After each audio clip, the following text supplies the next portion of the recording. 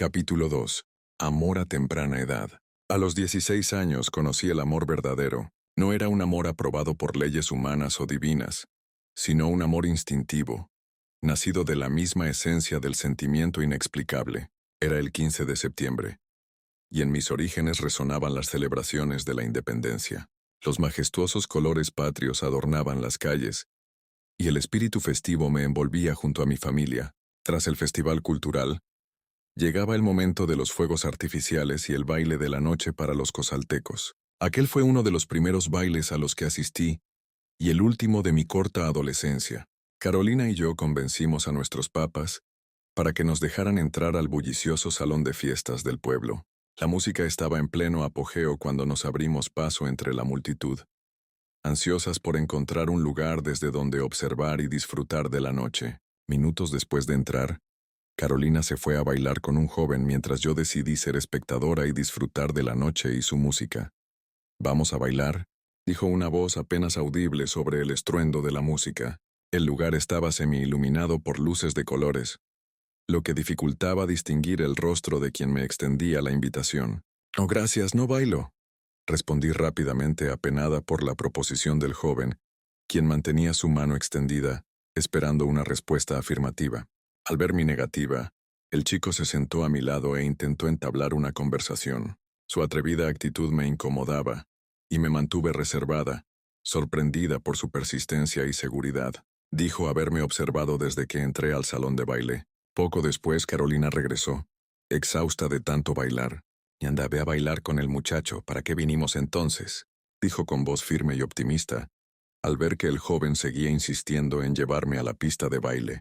Finalmente, me convenció, tomó mi mano y nos dirigimos juntos a la pista donde comenzó nuestra historia. A pesar de mis reservas, a medida que avanzaba la noche entre la música y las conversaciones apenas audibles por el ruido, empecé a disfrutar de su compañía, y quedé fascinada por su encantadora personalidad. No quería que la noche terminara. Comenzamos a conocernos mejor, compartiendo detalles de nuestras vidas y estudios escolares. «Me llamo Rubén», dijo él al final de la noche, en medio de la pista de baile. «Mucho gusto, Rubén, yo soy Lucero», respondí sonrojada. Cuando las luces del salón se encendieron al final de la noche, pude ver con claridad su rostro. Me pareció el más lindo que había visto nunca.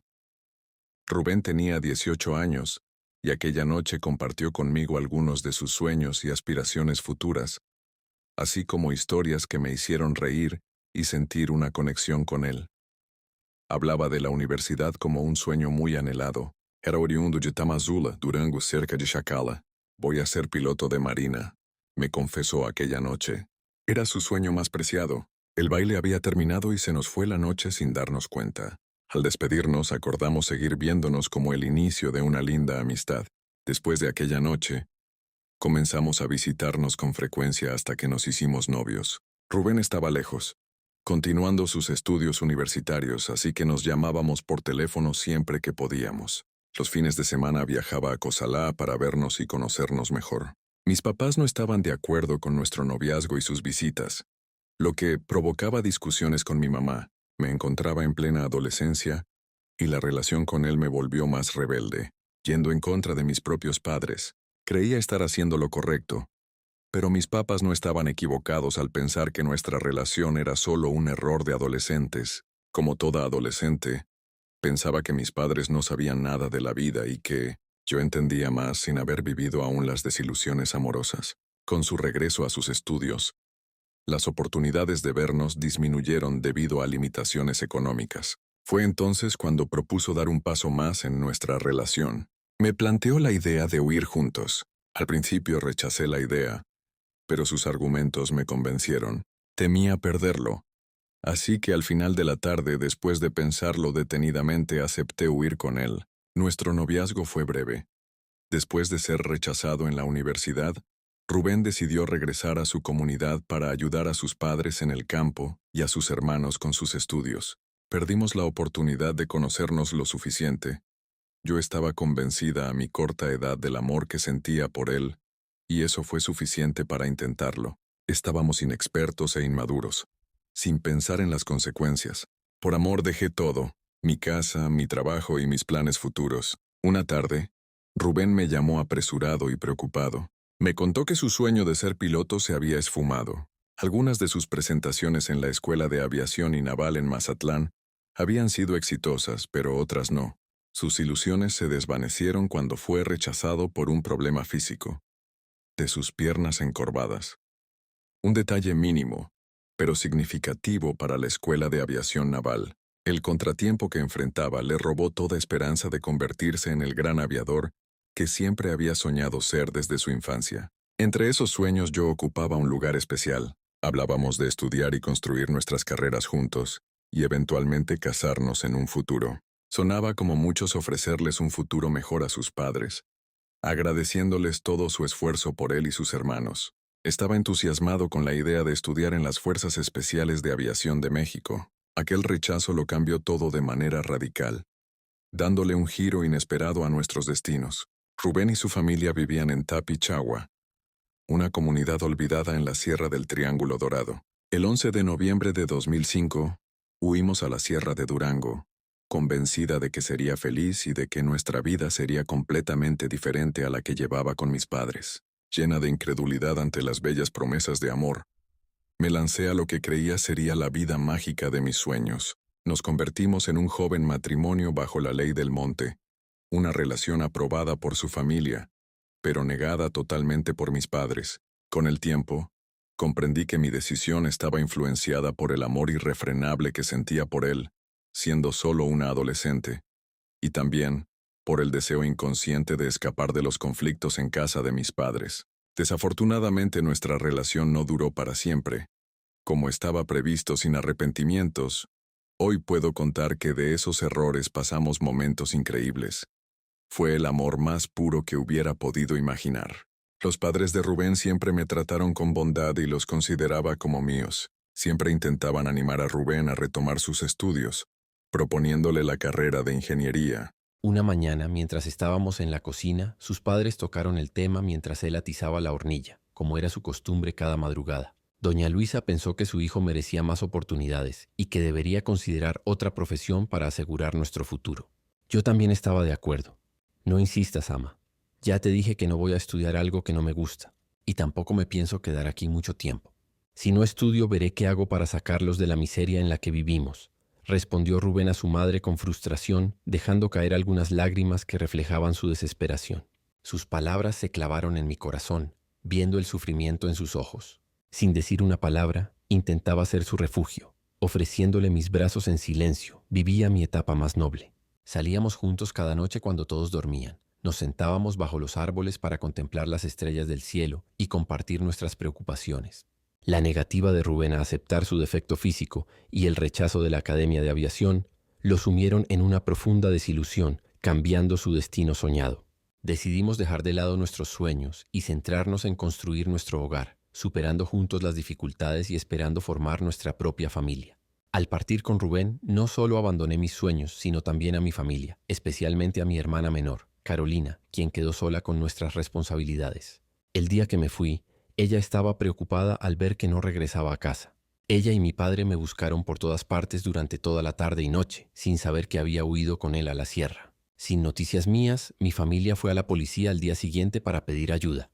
Mi familia estaba confundida, creyendo que, al ir a mi trabajo, algo me había sucedido en las comunidades vecinas, las cuales recorría normalmente desde que era educadora de CONAFE. No podían entender mi decisión.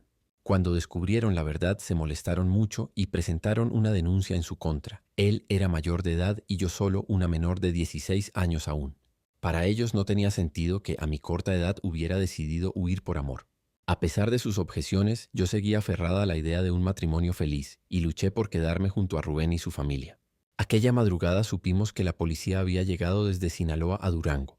Decidimos escondernos entre los cerros yendo hasta su área de trabajo. Caminamos entre arroyos y montañas de Tapichagua hasta llegar a los sembradíos de planta, donde permanecimos todo el día hasta el atardecer. Escuchábamos las noticias sobre la policía en la zona por la radio que colgaba de su cinturón. A pesar de la situación, el día pasó rápido y fue divertido a su lado. Fue la primera vez que presencié una de sus actividades laborales, en la siembra de aquellas matitas. Rubén era noble y muy trabajador. Poco a poco fui conociéndolo mejor y descubrí sus habilidades como cazador. A veces salía de noche con sus primos en busca de presas para llevar comida a casa. Aunque no era perfecto, tenía muchas cualidades y virtudes que me enamoraron desde el primer momento en que lo conocí. Con el tiempo me adentré en la vida y costumbres de las familias de la sierra. Descubrí su estilo de vida, sus tradiciones y sus medios de subsistencia. La mayoría de los habitantes se dedicaban al cultivo de la mari, una de las principales fuentes de ingresos. Otros cultivaban maíz y frijol. Además, criaban ganado, lo que proporcionaba leche, y queso para nuestro consumo diario. Después de fracasar en sus estudios, Rubén se dedicó al cultivo de la mari para sobrevivir. Me adapté a su forma de vida y también ayudaba en los cultivos y el cuidado del ganado para nuestra familia. Aprendí junto a él, sin cuestionar la moralidad de nuestros actos. La necesidad y las dificultades nos acompañaban constantemente, al igual que a muchas otras familias en situación de pobreza. La vida en la sierra fue dura, pero estábamos juntos. Eso era lo único que entonces me importaba. Descubrí muestras de amor y afecto que nunca había conocido. En ese pequeño rincón apartado experimenté una nueva vida. Nuestra relación parecía un cuento de hadas, pero pronto todo cambió. En cuestión de días, Rubén empezó a comportarse de manera distinta. Descubrí que mantenía contacto con otras mujeres, ocultando secretos detrás de su aparente bondad. Me sentí herida y confundida. Cada vez que lo enfrentaba recordaba las palabras de mi madre. Permanece al lado de tu esposo. Luchaba por mantenerme fiel a mis convicciones y a la idea del amor que tenía para mantener mi hogar. El 12 de diciembre, solo un mes después de nuestra unión, nos dirigimos juntos al festejo en honor a la Virgen de Guadalupe. Aunque deseaba acompañarlo, no esperaba sentirme excluida en nuestra relación. Durante el trayecto, Rubén apenas hablaba, sumergido en su propio mundo. Al llegar al festejo, me sentí aún más distante de él. Durante la noche, me encontré sola mientras él conversaba con otros. Vi cómo bailaba con otra chica y sentí una mezcla de molestia, humillación y desamparo. Mis lágrimas brotaron sin control. Me di cuenta de que no le importaban mis sentimientos. Comencé a sentir que nuestra relación sería difícil. Sus cambios de comportamiento me desconcertaban y despertaban inseguridades en mí. Aquella noche decidí que no quería esa vida para mí. Le pedí que me llevara de vuelta a casa de mis padres. Su reacción fue de enfado y me gritó. Fue la primera señal de alerta. Aunque logramos arreglar la situación, desperté de la ilusión que tenía sobre él. Comencé a verlo como alguien que no quería en mi vida. Busqué consuelo en mi suegra y encontré apoyo en su familia. Desde el día en que huí con Rubén hacia Tapichahua, me sumergí en el trabajo de los cultivos de aquellas plantas. Cada día madrugaba para recorrer los arroyos y llegar a los sembradíos. Aprendí mucho sobre las plantas, desde su aroma hasta cómo cuidarlas en cada etapa. Rubén me enseñaba todo con paciencia y detalle. Trabajar en los campos se convirtió en nuestra rutina diaria. Con el tiempo, aprendí a amar esas plantas tanto como él. Cada rama representaba nuestro sustento, y cuidarlas era una tarea difícil. A pesar de las dificultades, encontrábamos alegría en nuestro trabajo y disfrutábamos de estar juntos. No éramos ricos, pero valorábamos cada comida y cada día de trabajo. Sobrevivir en la sierra era todo un logro para nosotros. Además del trabajo en los campos, las mujeres teníamos nuestras tareas domésticas. Desde preparar la comida hasta cuidar del ganado, cada tarea era parte de nuestra vida cotidiana. Cada mes esperábamos ansiosos el modesto apoyo del gobierno conocido como Progresa. Nos subíamos a la camioneta de Rubén para salir del rancho y visitar el pueblo de Chacala. Aunque el subsidio no era suficiente, nos permitía cubrir lo esencial. Disfrutábamos esas visitas mensuales a Chacala, donde compartíamos charlas con otros habitantes de la región. Nuestra situación económica se volvía cada vez más difícil. Apostábamos todas nuestras esperanzas en nuestras siembras y cosechas, pero la tragedia nos alcanzó cuando nuestras tierras más importantes fueron destruidas por el ejército. Después de arrasar con nuestros cultivos, también registraron nuestras casas con agresividad, pero luego mostraron compasión ante nuestra humildad. Les ofrecimos a los soldados lo poco que teníamos para comer y beber. Al día siguiente, descubrimos que nada se había salvado. Nuestros corazones se desmoronaron al ver los campos vacíos y dañados irreparablemente. Con las plantas en el suelo se esfumaron nuestras esperanzas. Nuestras manos quedaron vacías, excepto por las señales marcadas del esfuerzo que mostraban los callos y ampollas por el arduo trabajo en aquellas plantas. Con tristeza observé mis pies casi descalzos, llenos de llagas y sin esperanza de un calzado adecuado. Las ganas de salir adelante y cambiar nuestras vidas para mejor se habían derrumbado en segundos en aquel campo vacío. Los planes de dejar el rancho y vivir en la ciudad se esfumaron en aquellos surcos, mientras la tierra aún mostraba la humedad del riego del día anterior. Habíamos trabajado de pie, cargando la pesada manguera de surco a surco hasta que el sol dejó de iluminarnos. Aquel día nos contemplamos mutuamente mientras Rubén se dejaba caer al suelo para recoger lo poco que quedaba. Las lágrimas le inundaron los ojos mientras abrazaba a sus padres con fuerza. La desesperación lo llevó a maldecir su suerte y la triste realidad de la pobreza en la que estábamos sumidos. Les juró a sus padres que los sacaría de la pobreza, prometiéndoles que haría lo que fuera, necesario para escapar de aquel lugar que solo ofrecía hambre y sequía. Quizás muchos nunca entenderán este sentimiento, pero otros podrán identificar el dolor de perder los cultivos, incluso de estas plantas de Mari. La razón es simple.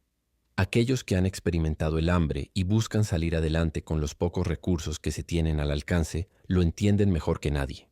En esta vida no todos tenemos la fortuna de nacer en la opulencia, de obtener títulos universitarios o de heredar riquezas de padres empresarios. En mi camino encontré carencias y dificultades que me impulsaron a querer hacer más por los míos. Habíamos apostado todo a nuestras cosechas.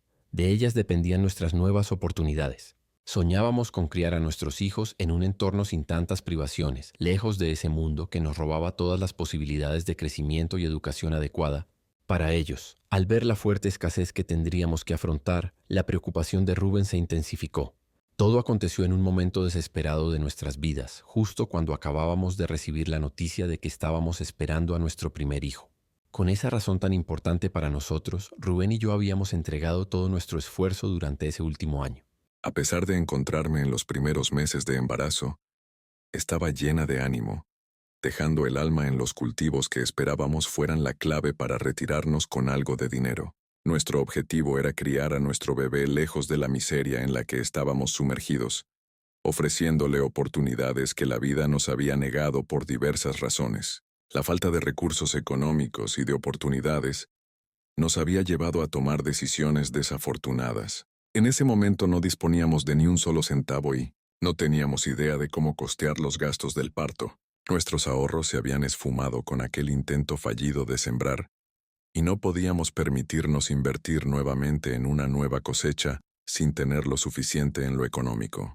Después de la triste tragedia que nos había golpeado, la única alternativa era esperar la temporada de lluvias para sembrar nuevamente la semilla y empezar de nuevo, con menos recursos materiales, pero con la esperanza de obtener algo que nos permitiera prepararnos para la llegada del bebé. Siempre contábamos con la ayuda de la familia de Rubén, pero la desgracia parecía haberse instalado en esa pequeña comunidad por largo tiempo. La temporada de lluvias finalmente llegó, y aprovechamos para sembrar frijoles, maíz y algunas legumbres. Con tiempos difíciles para todos, hacíamos lo posible para sobrevivir. Rubén tomó la difícil decisión de dejar el rancho y partir hacia Culiacán, dejándome al cuidado de sus padres mientras buscaba trabajo. La crisis económica nos golpeó duro. Las 8 familias de Tapichagua apenas podían asegurar 3 comidas al día. 3 meses después él regresó con las manos vacías y el ánimo por los suelos. Su intento en la ciudad había fracasado. Aceptó un trabajo en Guamúchil, Sinaloa, por un salario injusto trabajando en duras condiciones. Al final de la temporada de cosecha, su pariente apenas le entregó 2 costales de granos de frijol desquebrajados.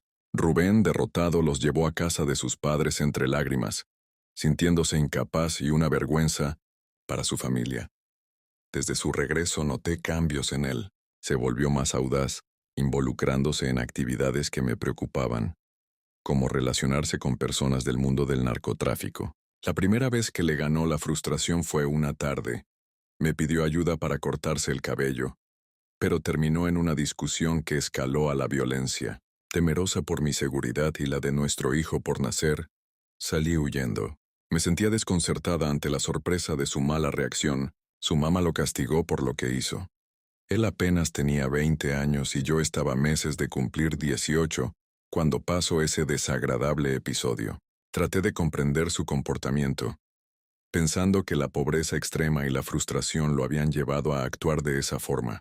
Conforme mi vientre crecía, me resultaba más difícil acompañarlo a los sembradíos de Mari, pero mis responsabilidades en casa no disminuían. La temporada de lluvias trajo consigo una tormenta devastadora que arruinó todo a su paso. La tormenta, increíble pero cierto, inundó nuestra casa. Me vi luchando en medio del agua, sintiendo el peso de la vida creciendo dentro de mí. La mascota, un perro fiel y especial llamado Negro, se convirtió en mi protector durante esos momentos difíciles. Su comportamiento extraño llamó la atención de mi suegra y del anciano Papache. Los hombres de la comunidad luchaban juntos por restaurar los caminos bloqueados para buscar ayuda médica antes de que mi parto llegara. Rubén me dejó a merced de la incertidumbre. Desoyendo las advertencias del animal, optó por regresar con su pariente en Guamúchil, Sinaloa, para seguir trabajando por unas cuantas monedas. La situación era insostenible. Le rogué que me llevara a casa de mis padres, ya que el momento de dar a luz estaba próximo.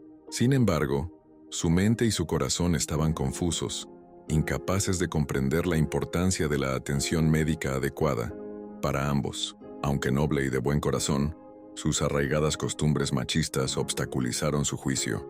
Te guste o no, me iré. Necesito saber cómo está el bebé. No me siento bien, le dije enfrentando sus negativas. Dos de sus hermanos menores se unieron a mí, respaldándome y desafiándolo verbalmente. Me ofrecieron llevarme en una cuatrimoto hasta Cozalá, la única opción de transporte disponible en aquel momento para buscar atención médica imprescindible. Si decides irte sola, entonces vete. Pero no pienses que volveré por ti, me dijo. Aquellas palabras sumadas a las situaciones complicaron más las cosas. A pesar de todo, desobedecí y me fui junto a mis cuñados. Partí de Tapichagua con destino a Cozalá, siguiendo mi instinto maternal. Rubén nos acompañó parte del viaje, pero nos abandonó a mitad del camino con una despedida fría y sin entusiasmo, retomando su camino hacia Culiacán. Durante los últimos meses de mi embarazo, me vi sola, acompañada únicamente por mis cuñados, resignada a aceptar que Rubén había cambiado tanto que ni siquiera esperaba que estuviera presente en el día del parto. Durante los últimos chequeos médicos del embarazo, todo parecía ir bien. Sin embargo, el parto sería por cesárea debido a las complicaciones que presentaba el bebé. A pesar de la cirugía, esperaba con ansias y amor la llegada de mi hijo, aunque sabía que lo enfrentaría sola.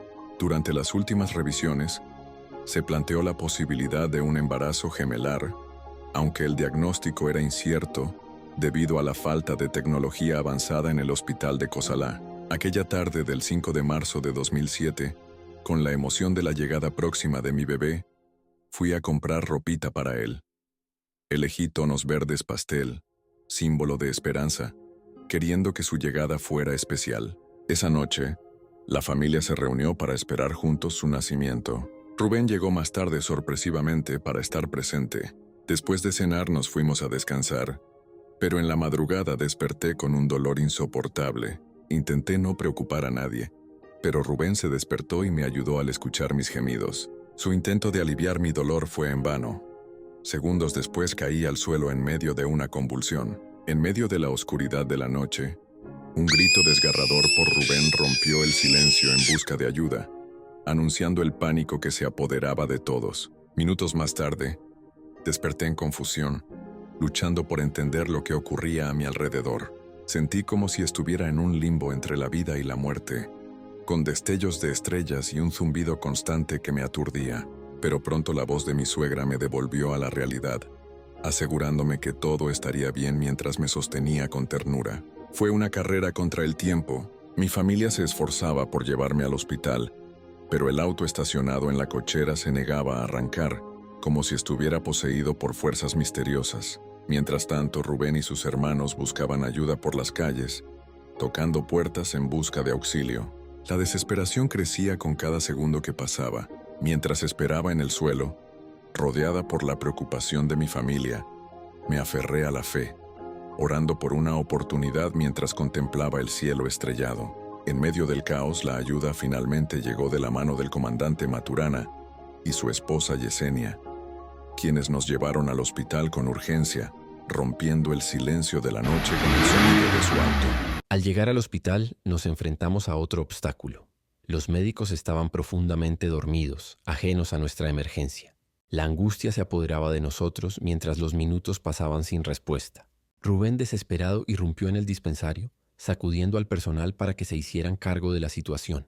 El enfermero, aturdido y aún adormilado, no lograba comprender la urgencia de mi problema. Intentaba posponer mi atención, empeorando la situación.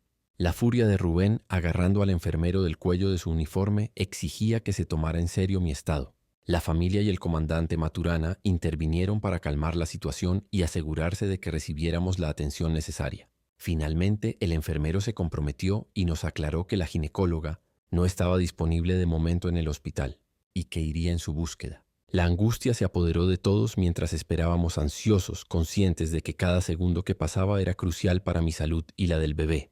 Desde mi lecho, traté de tranquilizar a Rubén, quien se acercó con expresión angustiada. «Tranquilo, todo estará bien», le dije mientras apretaba su mano. Sus ojos reflejaban el miedo a perdernos a ambos. Se mantuvo a mi lado, angustiado, mientras esperábamos la llegada de la especialista, quien minutos más tarde se presentó en la sala de urgencias. De repente sentí un golpe interno, como si mi corazón comenzara a palpitar con fuerza. Preparándome para lo inevitable, apreté la mano de Rubén. Antes de que pudiera explicarle mis síntomas, las convulsiones me atacaron nuevamente, llevándome a un estado de inconsciencia. Cuando desperté, la doctora estaba a mi lado, monitoreando mis signos vitales con preocupación. Mis niveles de presión arterial eran críticos, generando graves complicaciones. La doctora explicó a la familia la gravedad de mi situación después de mi regreso a la conciencia. Lamento informarles que su cuerpo no resistirá otra convulsión. Necesitamos morfina, pero no la tenemos aquí y no podemos trasladarla a Culiacán en estas condiciones.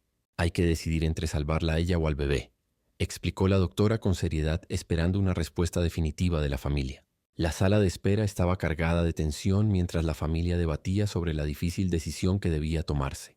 Rubén, entre lágrimas y desesperación, expresaba su angustia por no poder salvarnos a ambos. Su madre intentaba consolarlo, indicándole que esperara la llegada de mis padres para que ellos tomaran la decisión final. «Mira, hijo, tenemos que esperar a que lleguen sus papás y que ellos decidan», le decía la madre de Rubén mientras se apresuraban a llamar a mis papás para que vinieran lo antes posible. Consciente de la situación y decidida a luchar por la vida de mi hijo, pedí intervenir. «Nadie va a decidir por mí. Quiero que salven a mi hijo», afirmé, ejerciendo mi derecho como adulta. «Está bien. Saldré a informarles», me respondió la doctora, entregándome el consentimiento que firmé como única responsable de la decisión de vivir o morir. Mis padres llegaron y, tras explicarles mi decisión, la doctora les pidió que también firmaran el consentimiento. Rápidamente, los familiares se despidieron de mí, como si fuera la última vez que nos veríamos. «Tienes que cuidarlo, es tu hijo. Quiero que nazca, pase lo que pase, sé que lo vas a cuidar como nadie más en el mundo y quiérelo mucho», le dije a Rubén apenas con fuerzas para hablar. Mis padres mostraron fortaleza y positividad en todo momento. «¿Cómo te sientes?», preguntaron, incapaces de ocultar su temor. «Estoy bien, no se preocupen. Pase lo que pase, ustedes manténganse tranquilos», les dije, intentando transmitirles calma mientras mis hermanas se encontraban devastadas. Antes de entrar al quirófano, les encomendé a mi suegra y mis padres que vistieran a mi bebé con el traje verde que había elegido para él. Estaba segura de que todo saldría bien y con fe, yo también lo creía. La última palabra estaba en manos de Dios. Dentro del quirófano, el personal médico se preparaba para la cesárea. La doctora entró y administró una dosis fuerte de morfina que habían logrado conseguir antes de iniciar la intervención.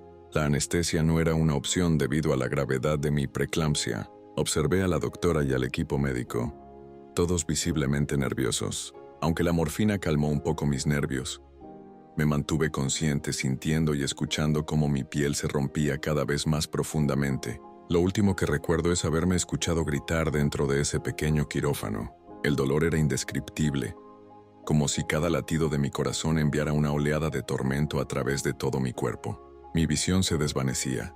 Mis latidos se volvían cada vez más lentos y en medio de la confusión, nunca logré escuchar el llanto del bebé.